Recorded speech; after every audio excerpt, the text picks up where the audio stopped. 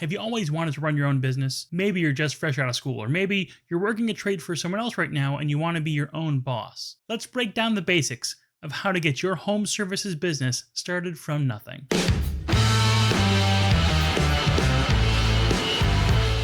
Hey there, it's Chris with Footbridge Media. We've helped contractors and home service providers grow their businesses and become more successful for over 20 years now. But step one, I'm a marketing guy. I am not a legal guy. If your trade or city requires licenses, insurance, and other stuff like that, you need to do a lot of Googling and figure out what you need to get your legal concerns squared away first. With that disclosure out of the way, the first step is to figure out what you're going to call yourself. At the very least, you need to have your business name figured out and a super basic logo. You don't have to pay a designer thousands of dollars to get a logo done right away. That's not a great priority if you're starting your own business for the very first time. Having a business name is the most important part, and make sure you keep a few key things in mind. Number one, don't use your name in your business name. There are so many companies called Dave's Pressure Washing. Sorry, Dave. I found over 40 Dave's Pressure Washing companies on Facebook alone. It isn't really unique, and it also hinders the potential for your business to be sold in the future if that's something of interest to you. If it's not, go for it. Go for it, Dave. Number two, make it clear what you do, but don't be spammy. Having a business name like Chicago Pressure Washing Near Me isn't going to cut it. That's way too spammy.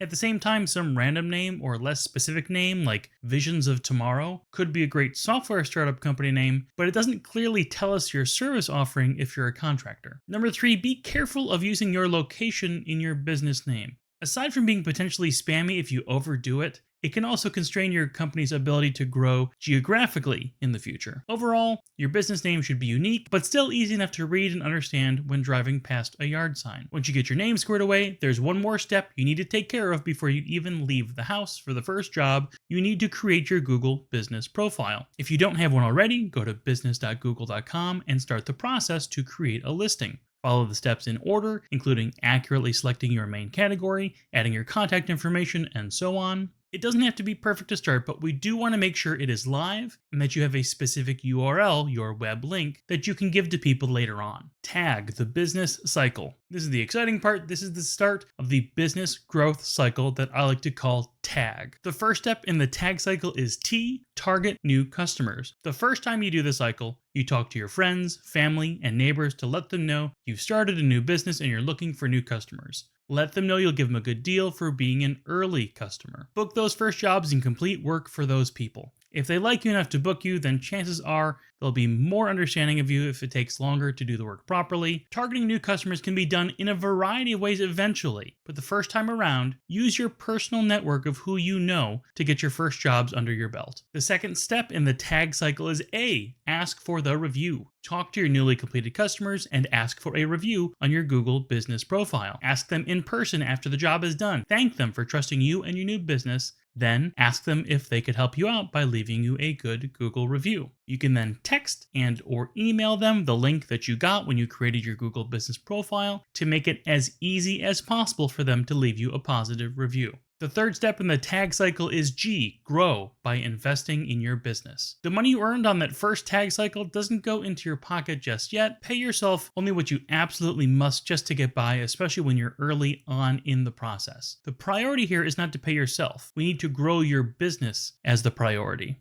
You're going to reinvest that money right back into your company again. We're going to call these business and marketing step-ups. Our goal is to grow and do something that helps us do a better job at completing the tag cycle again. You've got options for your business and for marketing step-ups. Some business step-ups include equipment investment. Maybe you had to rent or borrow gear for your first jobs. Invest smartly in your business by getting the gear that you know you absolutely need, prioritizing the gear that will make you more money. Self-education and training, business coaching books and courses, certifications, trainings, skill development. Those are all ways to invest your business proceeds into future improvement. As you continue to grow and improve your business, you'll need to look at long-term business success. That might include hiring some help or saving money away for slower time. You've also got marketing step-ups that you could do. An easy one is to pay cash for referrals. Contact those same friends, neighbors, and family members again, even if they didn't use your services. Let them know that you'll pay them $50 cash to refer you to a good paying customer. You only have to pay them if their referral is good and gets you paid. So then all you have to do is make sure you adjust your charges to get the extra $50 out of the new customer, and then use that to pay the original referrer as a thank you. Buy flyers, door hangers, and yard signs so you can canvass more